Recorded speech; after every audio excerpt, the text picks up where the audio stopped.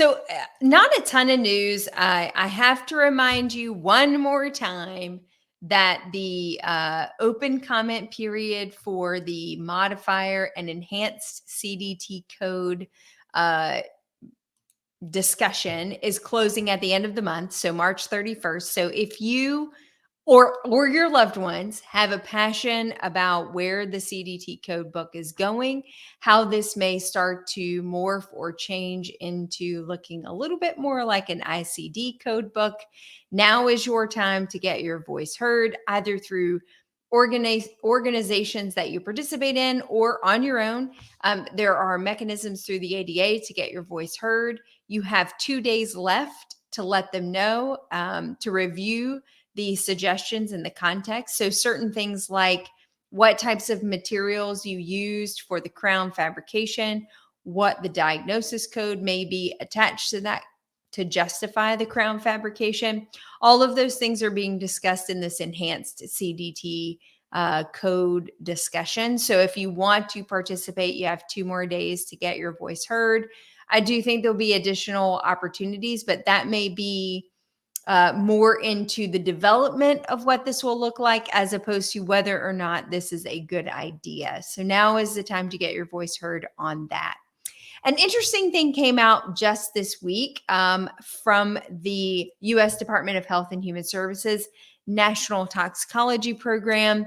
They are relooking at fluoride. There's been a lot of debate more recently about it being a neurotoxin and having neurodevelopmental effects. And so there have been some reviews of fluoride and looking at how it's being used in the general population.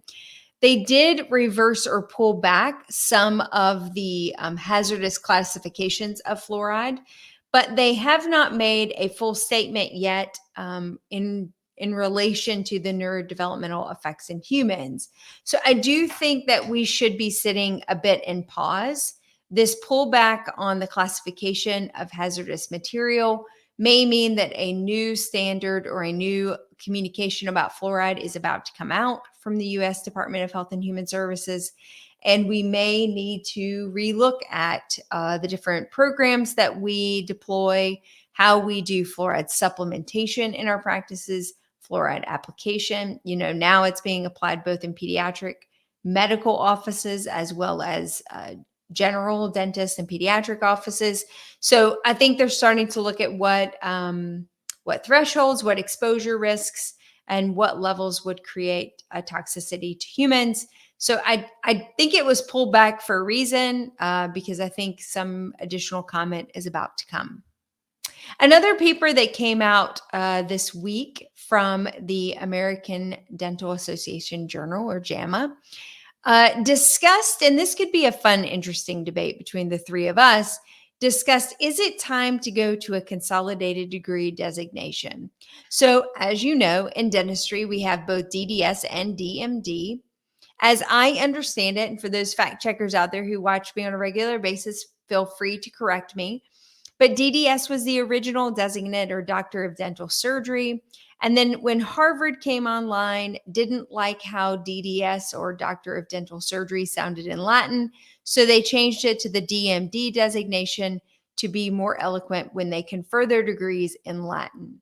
And then when Harvard moved to DMD, many other schools fell in suit because they wanted to look and be as cool and sophisticated as Harvard. So now we have this big dichotomy of DDS and DMDs out there doing the same types of dentistry. And there has been discussion. How does the public see DDS versus DMD? Is a DMD more qualified than a DDS, or vice versa? So there is some discussion. There's a little bit of heat. There's a little bit of momentum going towards a unified degree designation.